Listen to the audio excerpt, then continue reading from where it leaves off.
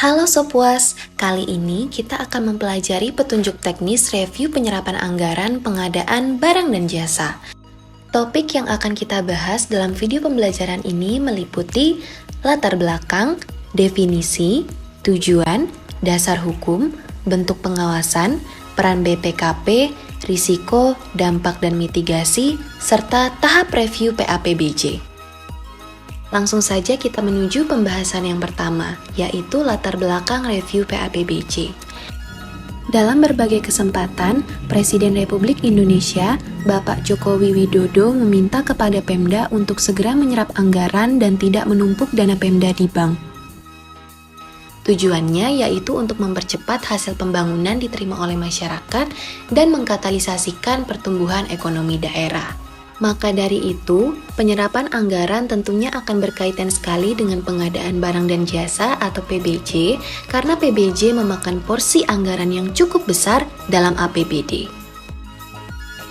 Berikut ini adalah contoh ringkasan APBD Pati pada tahun 2021. Dapat dilihat bahwa total belanja barang dan jasa memakan porsi anggaran yang cukup besar, yaitu 35% dari total keseluruhan belanja operasi. Review penyerapan anggaran juga meliputi review atas PBJ Pemda, sehingga diharapkan dapat mengidentifikasi permasalahan dalam pengelolaan keuangan daerah, memberikan saran serta rekomendasi perbaikan. Dalam hal ini, perwakilan BPKP dan APIP daerah yang memiliki fungsi Early Warning System wajib melakukan pemantauan atas disiplin penyerapan anggaran untuk memastikan bahwa realisasi pendapatan dan penyerapan anggaran Pemda berjalan sesuai dengan rencana.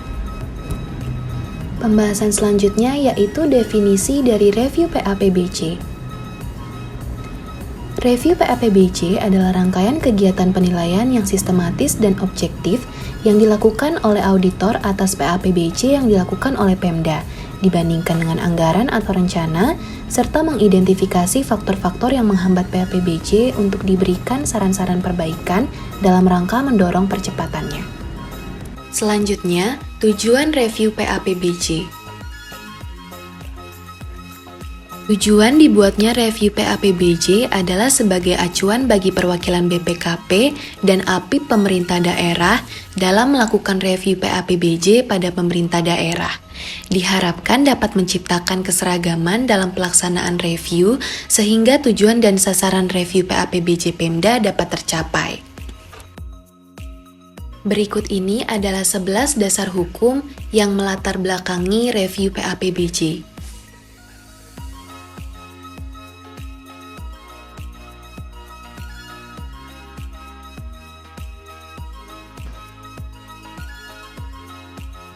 Pembahasan selanjutnya yaitu bentuk pengawasan.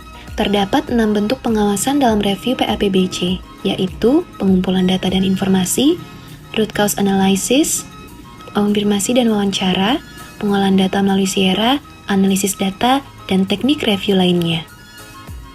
Selanjutnya yaitu peran BPKP. Dalam melakukan pengawasan review PAPBJ, BPKP memiliki beberapa peran sebagai berikut. Melakukan diseminasi pedoman kepada APIP daerah, memantau dan mengkoordinasikan pelaksanaan pengawasan oleh APIP daerah, melaksanakan review PAPBJ Pemda dalam hal perwakilan BPKP memutuskan untuk melakukan review dan atau review bersama APIP daerah, melakukan validasi data PAPBJ dalam aplikasi Sierra, menyusun laporan hasil review PAPBJ Pemda, dan menyusun sintesis hasil pengawasan review pemerintah daerah. Dalam melaksanakan pengawasan review PAPBJ juga terdapat risiko, dampak, dan mitigasi yang harus diketahui sebagai berikut. Risiko yang pertama yaitu sistem informasi pemerintah daerah tidak mendukung perolehan data. Dampaknya, data untuk review tidak tersedia secara lengkap. Mitigasi yang dapat dilakukan yaitu dengan mengupayakan dukungan dari data eksternal seperti data SIKD Kementerian Keuangan dan sirup LKPP. Risiko yang kedua yaitu SDM APIP tidak tersedia untuk melakukan review. Dampaknya review tidak dapat dilaksanakan. Kemudian mitigasi yang dapat dilakukan adalah koordinasi dengan APIP sedini mungkin dan koordinasi untuk diterbitkan surat dari Kemendagri.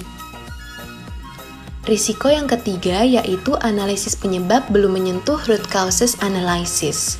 Dampak yang ditimbulkan yaitu simpulan penyebab utama root cause analysis tidak diperoleh dan salah rekomendasi.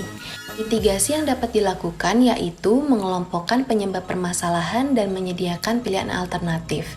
Dukungan dari perwakilan BPKP dalam membantu APIP mengidentifikasi penyebab permasalahan.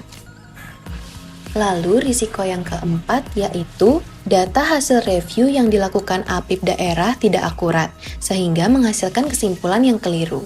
Dampak yang ditimbulkan yaitu rekomendasi yang diberikan menjadi tidak tepat. Mitigasi yang dapat dilakukan yaitu dengan melakukan validasi hasil penginputan data oleh perwakilan BPKP.